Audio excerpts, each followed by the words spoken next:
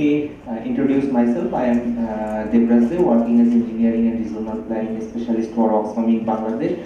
So, as this is the keynote presentation, so I am not going through all of the scientific research-based data or nor only about the practitioner level. So it will be a blended or mixed type of presentation by us, which will try to mix the scientific evidence by our researchers and the approaches what we are practicing right now at the field. So it will be something like that, the presentation is. So just before starting the presentation, I would like to say about Oxfam. Somebody you might know that Oxfam is a global confederation working for different issues, especially to eradicate inequality and with the lens of feminist approach. In Bangladesh, Oxfam started its work since 1917, and definitely we work for the work with the refugees of 1971 Liberation War, and we, as the Oxfam, we got the Friends of the Liberation War in 2012 from government of Bangladesh. So let us start the brief presentation. So from the opening session, we have seen that a number of climatic related discussions were there. So that is why I try to make the discussions very short and just want to highlight on some of the points that we all know about the IPCC reports. So on the IPCC reports, it has been clearly indicated that yes, climate change is there and there are lots of scientific evidence are there. Apart from that, what actually were not discussed in the opening session, that was the last two things. I believe these two, the perception of the vulnerable community and the action, what actually we need. That means the bullet point number 3 and 4. So in the bullet point number 3, we actually want to say that apart from the scientific evidence, we also think about the community perception. That what actually the community are suffering, really suffering, because already Mahmoud Abba said that the person I am standing here and the person who is standing in the coastal belt of Bangladesh is not the same impact having for the same disaster. So that's the thing, that's the mindset we need to also think about. So these are the thing, and what are the global forums, global movements are thinking, that's I try to highlight in bullet point number 4.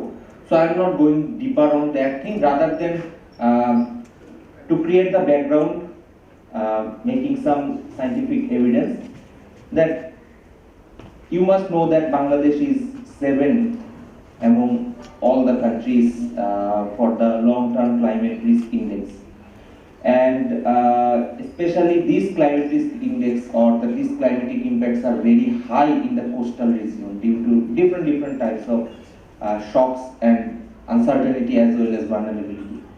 So that's the thing I try to highlight through this slide. And apart from that, I also want to highlight another thing, that the sectors, due to the disasters and the hazards, which sectors are actually getting more impacted. So first of all, I want to say about the fishing, because you know that in the coastal belt, the community of the coastal belt are highly dependent on the fishing related things, as well as agriculture, and so for the forest dependent community. So that's the thing, and sorry to say that considering all the things, there are very limited government and non-governmental efforts. We have seen, yes, we have seen a lots of infrastructure efforts there, $1 billion are going there, but in terms of societal aspects, there are yet to be done a lots of things. We believe that. So I'm moving to the next situation, just to have a situational analysis or why we are talking this. This is on the perception of the deforestation and environmental degradation. As we are focusing on the coastal belt, you know that in coastal belt there are two major forests. One is in the southwest part and one is in the southeast part. So here I try to capture some data from different researches that how the forestation or the land cover have decreased. So that's one of the food for thought for my next thing. And this is one of the very pinpoint analysis done by actually Oxfam team. So maybe you all know about the Chokoria Sundarban, which located in Chokoria in the Coxbazar district. So in one point you could see that three pictures. One is from just after the liberation war, one is in the 90s, and the right now, the left side is the right now. So you could see that after the liberation war we have a very big land cover, but now it's not. It's very tiny. So that's another food for thought. And later on, another food for thought is climate change and gender experience. So we know that the forefront or the first responder of any climatic chaos or any climatic hazard is the women, are the women actually from the coastal belt. So due to the climatic issues in different sectors, women are the most sufferer person in compared to the men. And in this slide, I try to correlate the issues involved with the climate change and the gender. So you could see the violence, early marriage, reproductive health care, less exposure to decent exposures or decent worker there, inequality exists there. So these are some of the things. Just another bullet point I want to mention here. The first one, among the 146 countries, Bangladesh has been ranked at the 139 position for women economic participation. That's why I'm placing here for a food for thought of it. So now I want to give a case study from Akashuni, Shatri area. A person called Moni Vishwas. In the 80s, he had a very big land, farming land of his own, maybe 12 or 13 bigger. But due to the river erosion, he lost all his agricultural land, and with the savings and other things, he shifted to the another part of the river land. But unfortunately, during the cyclone Ayla, that's also been vanished out. This is the exit condition of his and his family. So these are some of the issues, some of the practical case we have collected from the field, just to show you. So I am not going with the Anwar Begum right now due to the time constraint, but another food for thought I want to share with you regarding this one, the power plant. So at the left side you could see the current status. In 2016, landfill area, and in 2012 it was totally agricultural land, and not only one crop agricultural land, it was a 3 crop agricultural land. So you could see that the transition of the agricultural lands there to the different infrastructure, and who are the sufferers? The vulnerable community. So for looking the deeper related to this, so we had selected some of the areas for our studies, and we have done these 5 studies recently.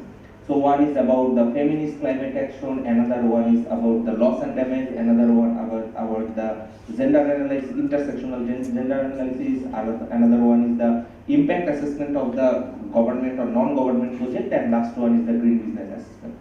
So I am not going to place all the issues there, but we have done this kind of things. And at a glance I try to summarize all the things so that you could find that what is the actual scenario we found from those studies. So regarding the economic loss and damage, so the first thing is that about 20% of annual household income is accounts for economic loss and damage, and greatest damage is definitely to the infrastructure, especially the household.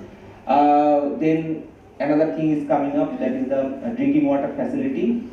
Then the persons or the community who are most dependent on the natural resources, they are the most okay. So they are the most affected. So these are the some of the economic loss, and in the non-economic loss, the most common thing is the physical injury, even up to death. So this is the thing, and another non-economic loss is the biodiversity and in the fisheries and agricultural sector. Definitely, it consists with the productivity of land cover. So there is some of the statistical evidence I try to cover here. So I'm not going through that, but the fact of that statistics is, especially women have less exposure to any kind of facility.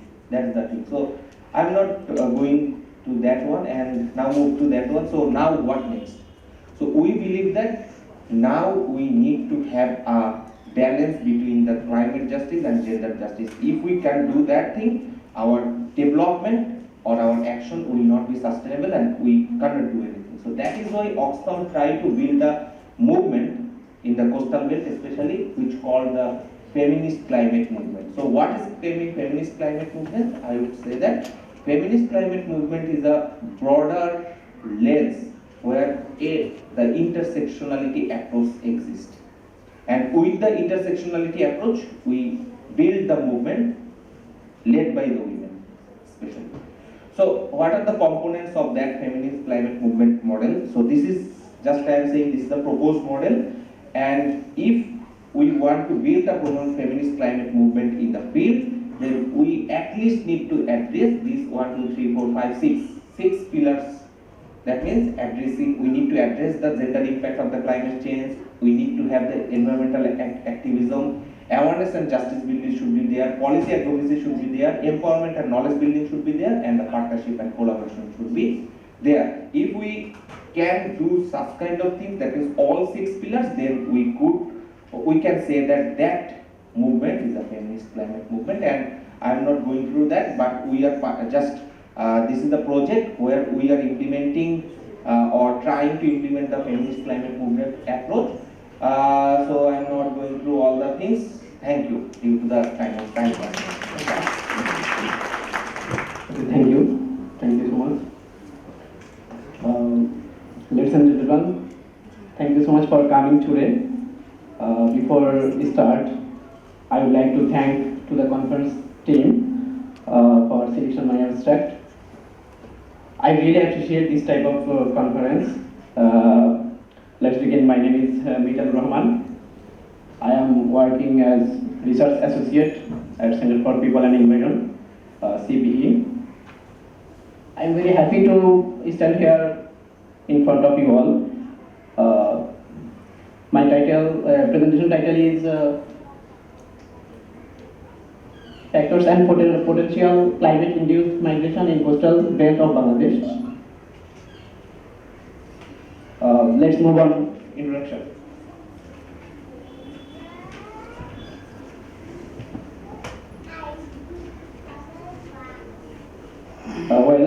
Bangladesh is a nation that is highly vulnerable to the effects of climate change. Coastal belt of Bangladesh is characterized by climate-induced sea level rise, saline erosion, cyclones and storm surges. Due to climate-induced disaster, fragile livelihood leading forced migration of coastal people. This is my study area, three district of Patuakhali, Patuakhali, Borgona and Cox's Bazar. Next move on my objective of the study. To two objectives. One is to explore the socio-economic factors behind the climate-induced forced migration, and another is to identify potential climate displacement location from Patuakhali, Barguna, and Cox's Bazar. Next, move on methodology.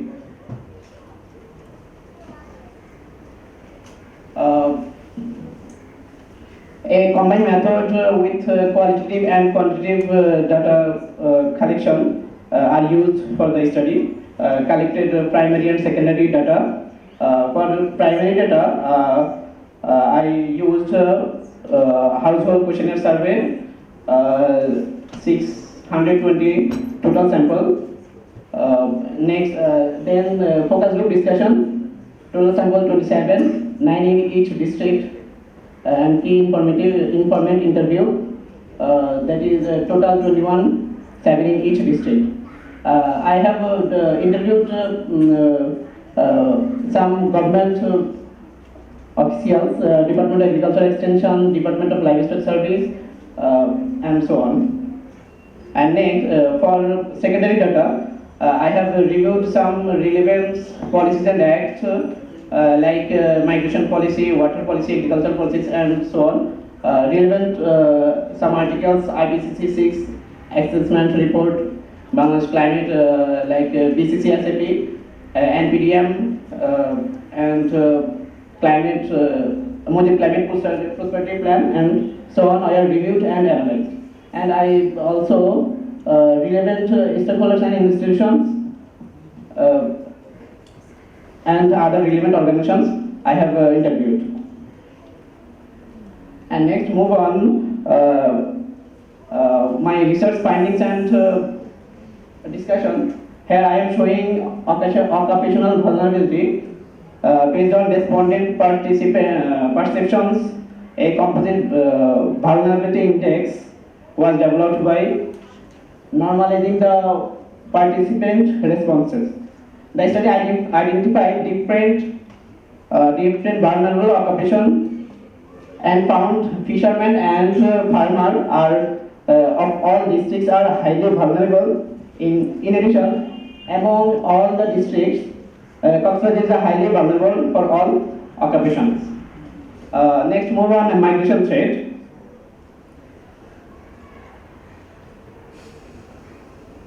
Migration threat.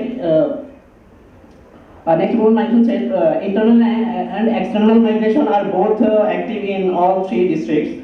The study reveals that Barguna is the highest migration threat, and which was 39.56% of the respondents of these districts are interested to migrate immediately. And next, move on livelihood opportunity. This graph shows that employment scenario and livelihood option changing scenario.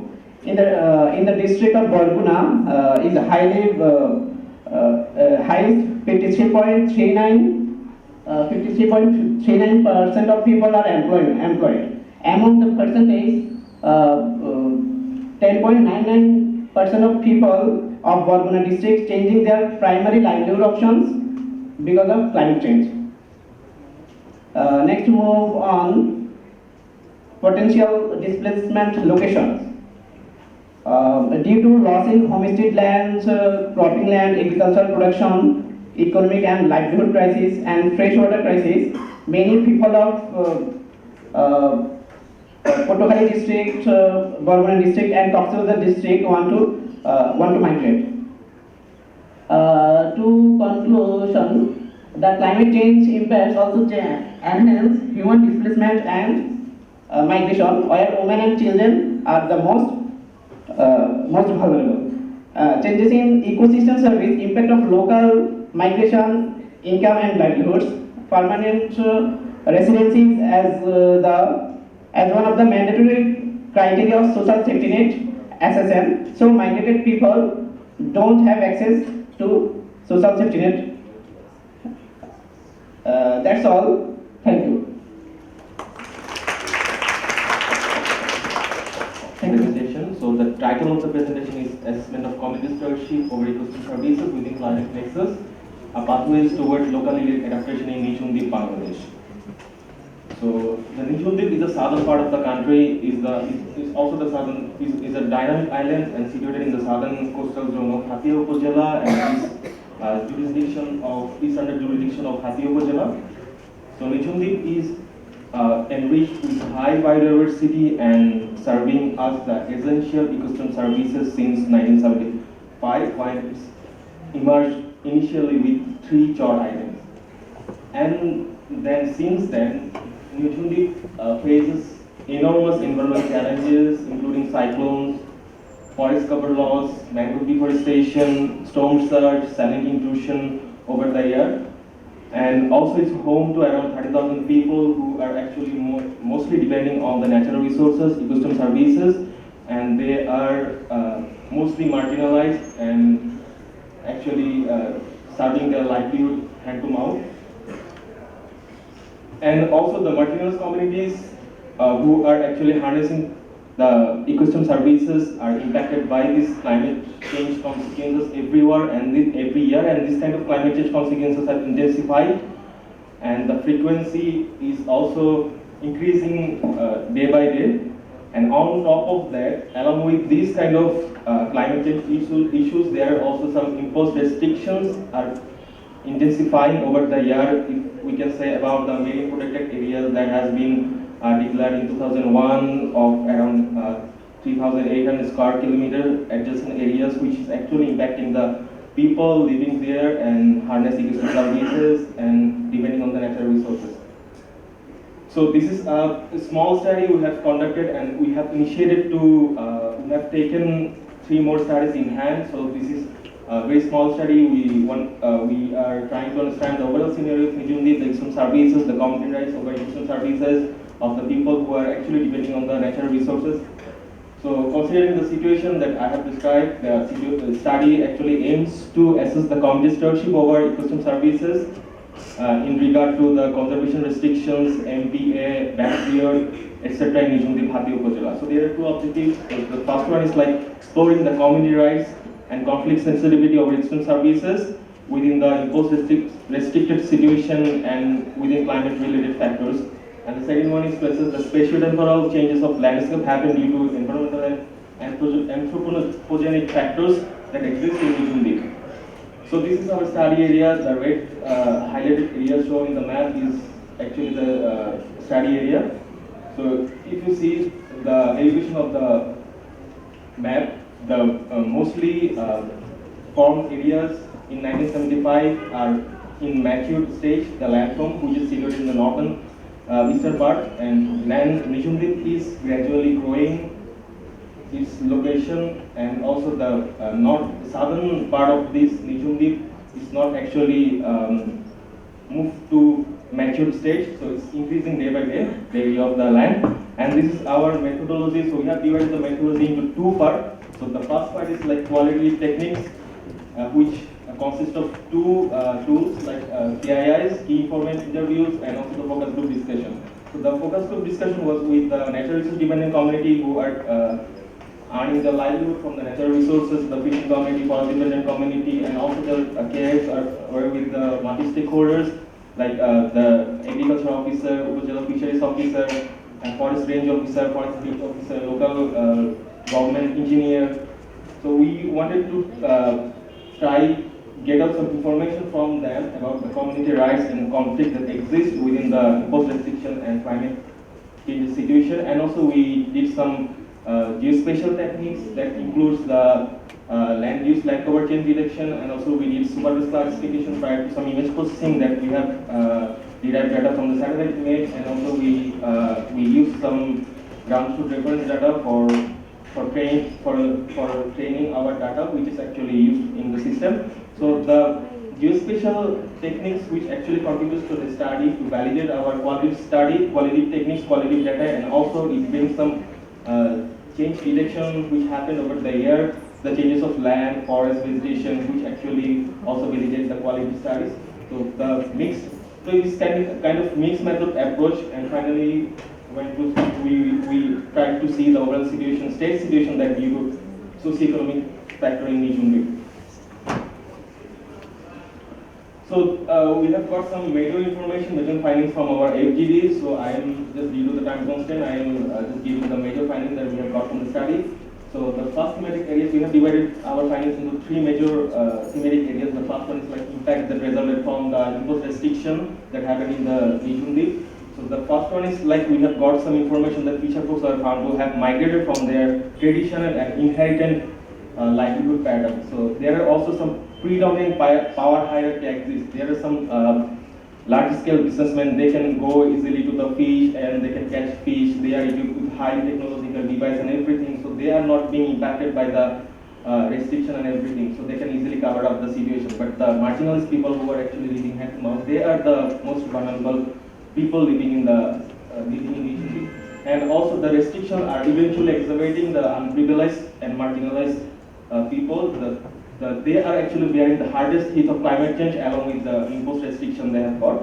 And also we have got some scenario of women leadership, like women, they are also involved in some kind of income generating activities like fixing up the fishing gear and also waving the fishing nets and helping their husband or son, but they don't have the power or stake in their income and expenditure. And also we found that there are also gender-based violence happen, but they have some indirect relation to climate change, but they are reluctant to speak up or come up with that. And also there are some kind of care or burden we have found, as Mamta also said, there are some non-economical climate crisis also happen. This is the evidence of that. There are also the women in the Nijundeep, they need to go to the far away from their house to fetch water, because the salinity intrusion, they need to go to the far away from their house and they can fetch water, and this also takes away their productive time, and also it has impact on their reproductive health, mental health, and also menstrual health. So this is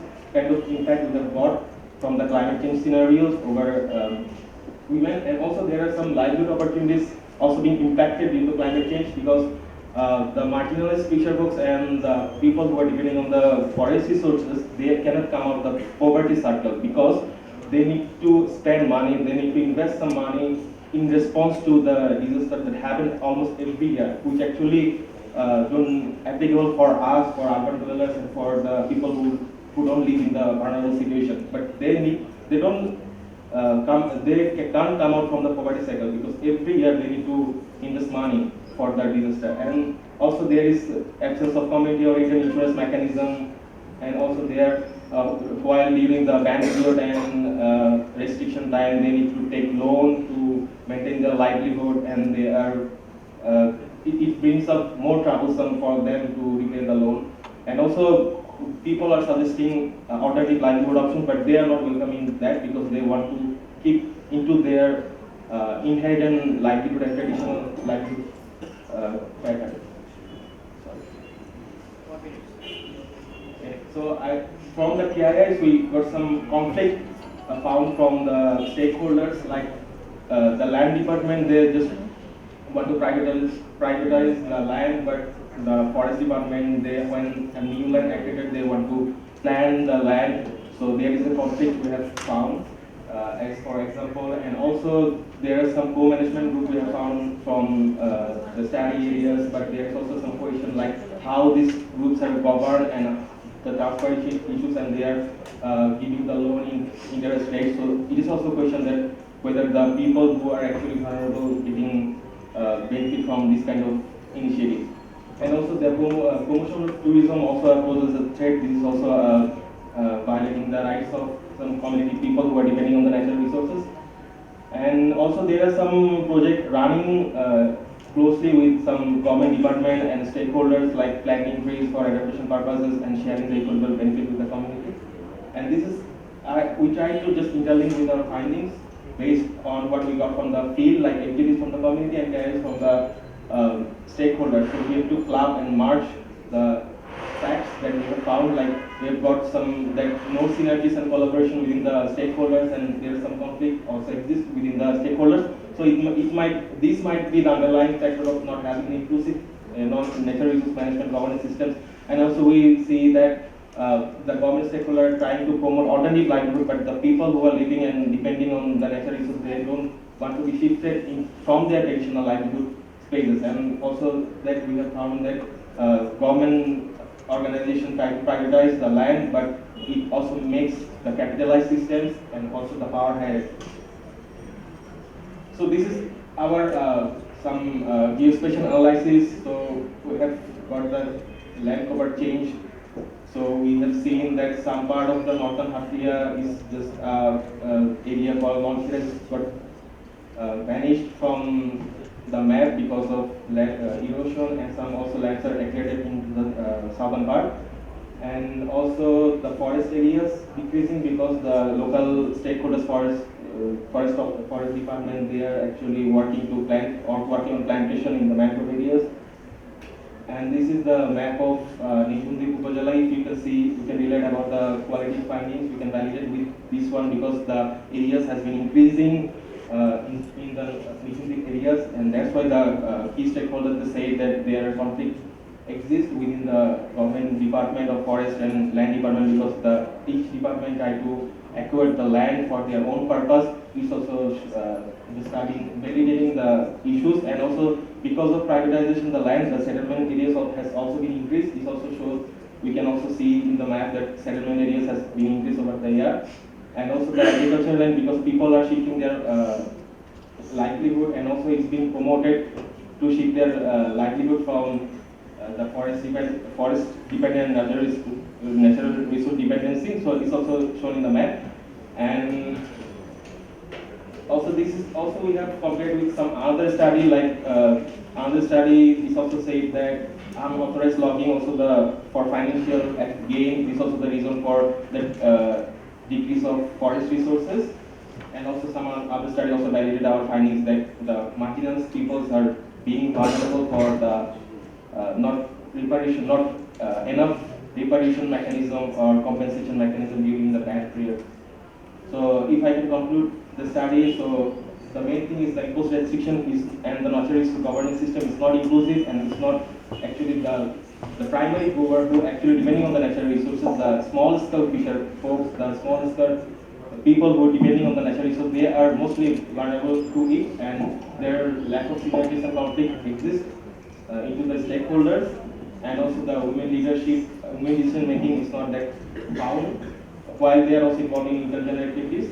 So actually we can recommend that it would be more important to make inclusive natural governance mechanism and community-based ecosystem management system, which could contribute to climate adaptation and resilience studies for the nation. Thank you. I'm currently a master's student of water resource development in Bangladesh University of Engineering and Technology, and I completed my graduation in Department of Geography and Environment, Shahjahan University of Science and Technology, Sylhet. I'm here to present to you my research work on establishment of livelihood vulnerability index based on cyclone Amphan, a case on Shabkhira district in Bangladesh.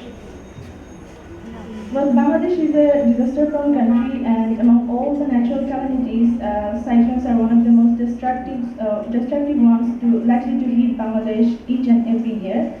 And in the recent years, Cyclone Amphan is one of the most destructive cyclones after Cyclone Cedar and Cyclone Aida, and having a wind speed of 180 kilometers per hour and over 10 feet tidal surges.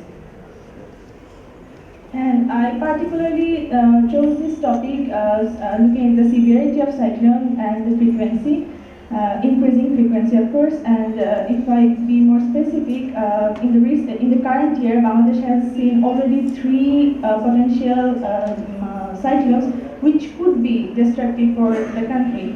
And needless to mention that these cyclones can affect millions of lives, and Cyclone Amphan is of no difference, as it affected about 1 million people's life, causing damage to 26 districts and a damage worth of more than 1,000 crore taka, and damage of 1.76 lakhs hectares of crop yields across the country.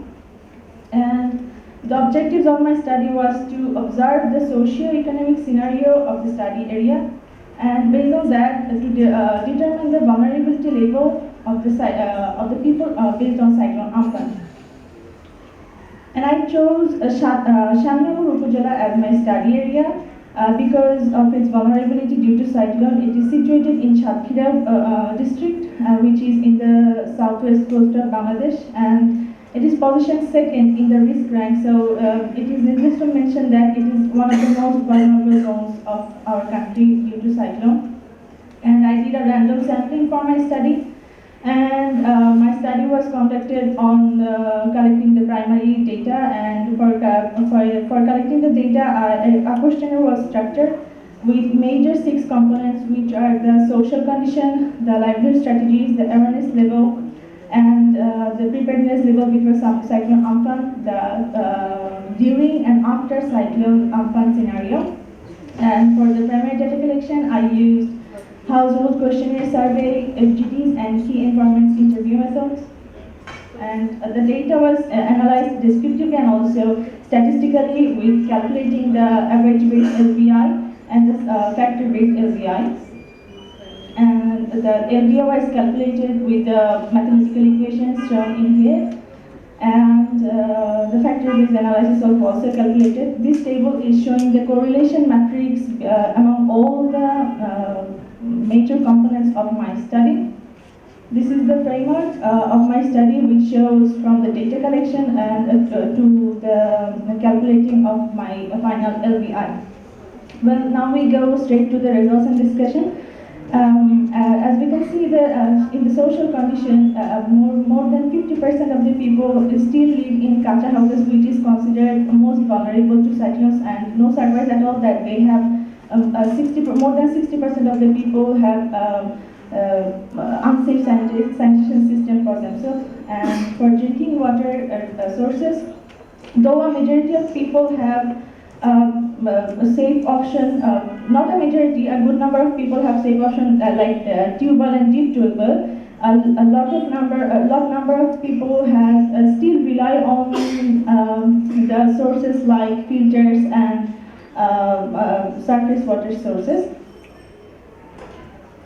And for 60% of the people, the health satisfaction is quite moderate, but for more than 15% of the people, the health satisfaction is poor. And this is the calculated livelihood vulnerability score for social condition. I should mention that in my study, score 1 means the higher level of vulnerability or the poor scenario of the area, and score 0 means the less vulnerability or the better position of the area. And the calculated LVI for social condition was 0.6, and the graph is also showing accordingly, as most of the respondents' position is in between the score of 0.5 to 0.7. And this is representing a not very poor scenario of the social condition. And in the livelihood strategies, we have varieties of profession for the respondents, but among them, a majority of the people had their income in between 3 to 10,000, which is quite below average. And the calculated LVI for livelihood strategies was 0.64, which is still a poor condition of the area, and also the graph is showing accordingly. But for the knowledge level, we have very good score, as the calculated score was 0. And while we conducted the study, we had the responses like they know about natural disasters, and they at least knew what to do.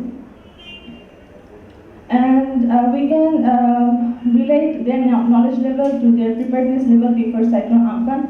Though they no surprise at all, that 70% of the people didn't feel themselves safe during cyclone Amphan, as more than 70% of the people had unsafe residence for themselves. And these are some precautionary steps that they took for cyclone Amphan. And this is a quite moderate level of scenario. We are seeing that more than 60% of the people had cyclone shelters in their area, and most of them are in between half kilometers to 2 kilometers from their houses. And they could they didn't need any vehicles to go there. And for the facilities for the cyclone shelter. At least more than 50% of the people received foods while they were in the cyclone shelter. So it's quite a moderate level of a scenario. And the calculated LVI for preparedness level before cyclone Amphan was 0.5, which is approximately the moderate level of vulnerability. And this is the during Amphan scenario, which is quite better position, or in the moderate position we can say, as most of the people received the cyclone warning before Amphan as 1 or 2 days prior to the cyclones, and the medium was the local dissemination, and quite a good number of people went to the cyclone shelter for their safety, but still a lot of people stayed at home. And they say, they responded that though they tried to take necessary steps or tried to help each other, but a lot of number of people they didn't have anything to do but to pray while the cyclone Amphan was happening. And this is a scenario that says that 98% of the people were affected by Amphan, which is not surprising because it is one of the most vulnerable zones for cyclones. But it is alarming that almost 50% of the people has said or responded that the loss due to cyclone Amphan was worse than the previous disasters. And the calculated LVI for during cyclone Amphan scenario was 0.42, which is also a moderate level of vulnerability. And the after cyclone Amphan scenario is a little bit alarming, as more than 80% of people say they didn't receive any kind of assistance, neither from the government or from the local authority, and 98% of the people say that they didn't receive any kind of long-term of assistance. And the study was conducted last year in December, so after almost 3 years, 30% of people still couldn't overcome the loss from cyclone Amphan. And after cyclone Amphan, vulnerability was the worst, as the calculated score was 0.7, which shows a very poor scenario after the cyclone Amphan condition. Yeah, 1 minute. And this is the final calculated LVI, which is representing the whole scenario, and which is in almost 0.5, and showing us a moderate level of vulnerability. And this is the spiderweb diagram for every vulnerability score of the major 6 components, which can give us a clear idea of the vulnerability scores as a whole for 6 major components of my study. And in the conclusion, the table consists of every score for each and every major and subcomponents of my study, and the finalized score for average-based analysis was 0.4, and the factor-based analysis was 0.49, which shows that for the cyclones, the intense cyclones like Amphan, our southwest coast is still moderately vulnerable, which should be taken into account for fight against future disaster scenarios. And thank you. If we talk on the first paper that Deborah has shared, Empowering the Will, it has detailed how women are vulnerable and how they're in the decision-making process. Definitely, we found that women are yet to in the decision-making process in our climate change plan. So, and he shared a good analysis of the chocolation level. We know about Philip Bain's book, The Forest Without a Tree. The chocolation level, in the name of cultivating the shrimp, we started destroying the total forest. And it's a forest. I visited a couple of months, 2 months ago actually, and we claimed that we have 65 acres of recreation level, but quite difficult to identify where is that 65 acres. I asked one of our colleagues, I was a forest colleague once, so I know forestry. I asked them and they said it's very close to our safari park. We have constructed our new rail line near this safari. And it's totally lost. And there was noted in it's in non-inclusive development. And this is the reality. And while presenting this, Mahmoud has shared a few things with the bridge on the non-inclusive development. Yeah. In this meeting here, I found the number of women is quite okay in the Bangladeshi context. But the ground reality, when we go to the field, you hardly found women in their decision. We, the development worker, we are planning to include women. We are talking a lot on feminization and everything. But our voice, the problem is sometimes the development, also in diverse papers, we found development, we say that we will make it coming from the ground, but our top-down approach is even not touching the extreme top. And also the extreme bottom. Women who are vulnerable, they are not even considered. When we researchers are going there, we found them they are busy because our time even can't imagine that. In a question and session, definitely the policy states of feminist issue, if we consider, we have number of documents where there are potentials. Again, we have the gap. But as I work both the sectors, once I was engaged in government, then academics, and now in the development sector, I believe that the potentials, when we usually identify the policy gaps, but the policy opportunities needs to also study. So if we study first what are the opportunity from the current policies, then we can easily address the gap. Thanks to Major Rahman, he started Patuakhali, Gorgona and Cox's Bazar.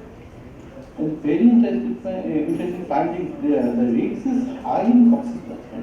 But people from Cox's Bazar is not migrating like the people of Patuakhali. This, even if people are vulnerable, we can create somehow the opportunities that will not migrate. In that rate. Migration is very common because I have migrated from Brahmanbari to Dhaka. And this is an economic migration and it's profitable. I am also a climate change migrant because climate change is beneficial, that increases my income. In a both way, my migration was pulled by climate change. And there is a beautiful portion to him whether migration is bad or good. Definitely. Migration is a phenomenon that has happened by many years. If we found that the whole progress made the rural progress first in Bangladesh, that the people of North, they are spreading everywhere. Even if the proportion to India in our South Asian discussion, who made the migration India first, this is the people from Gujarat. And that resulted the independence of India somehow. Gandhi learned from India, then practiced in Africa, then get there and feel the power of being independent. So migration is not that. Migration being not this. But when you are forced to migrate, that someone is forcing, like this climate change, what climate change is doing, it's asking people to migrate, that you can stay there, you can stay in your own land.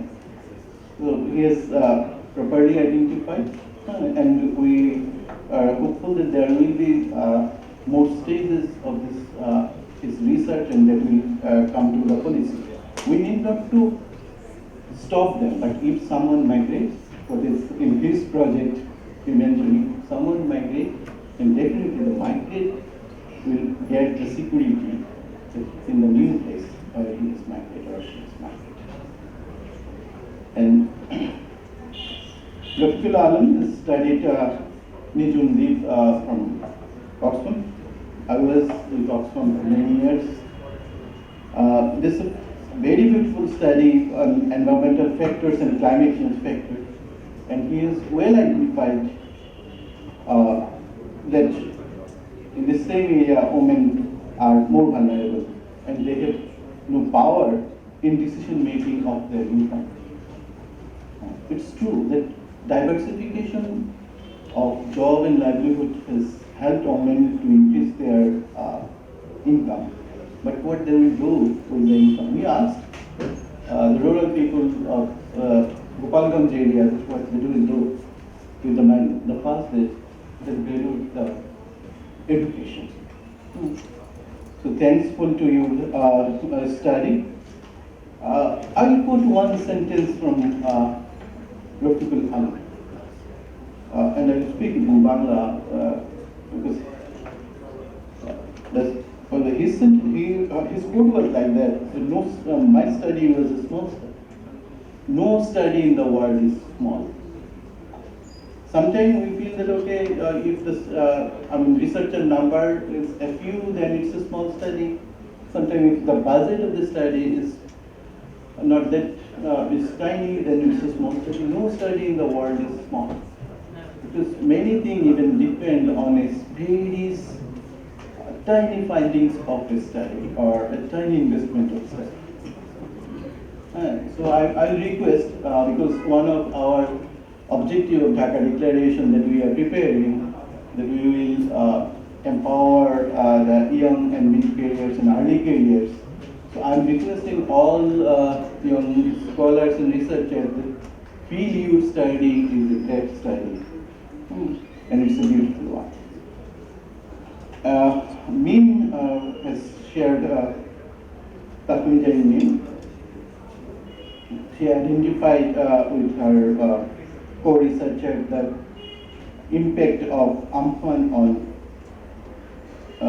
Shakira, in the Shakira, and that they have detailed the socio-economic scenario of this. And in her findings, they said this. She said that it's almost 3 years, and only 30% people can overcome their losses. So this is a serious concern that the policymakers need to address and take.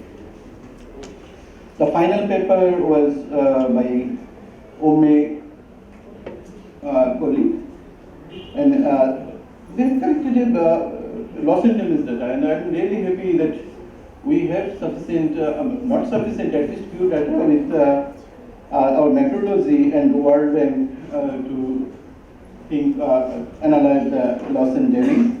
And the very fantastic thing is that we have analyzed the surface temperature, our terrestrial area temperature, but she started working with the sea surface temperature. So my thanks and good wishes to her. And one, my last word on her, from her conclusion, she said that we need a synergy between individual, community, and government. We the people who work in the development sector, we always use one term.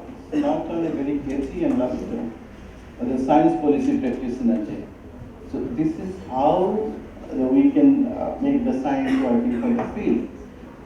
But Omekoli has introduced another synergy. That's quite beautiful with individual, community, and government synergy. Thanks to her, and thank you all for there. Thank you, Mr. Chakraborty. So with that, with the permission of the chair of the conference, I'm just attempting the concluding session of this session. Well, as you all know that we are bearing the backlog of timeline, so I'm not gonna take too much time because, like we said, like 2 past 5, so almost past the 1 hour. So I'm just sacrificing my time as chair, so that you can meet the lunch quickly. But with one message. Let's see, we're drawing climate actions to reach the climate resilience, and we have seen lots of wonderful works that are going. But while we're designing or devising more plans and things under climate resilience, especially for the coast, I would request everyone to keep one thing in mind, like for whom the climate actions are designed for. As you can see, like the growers community, you can see the farmers, fisher folk, and workers, that everybody is related to the pertinent component of the climate.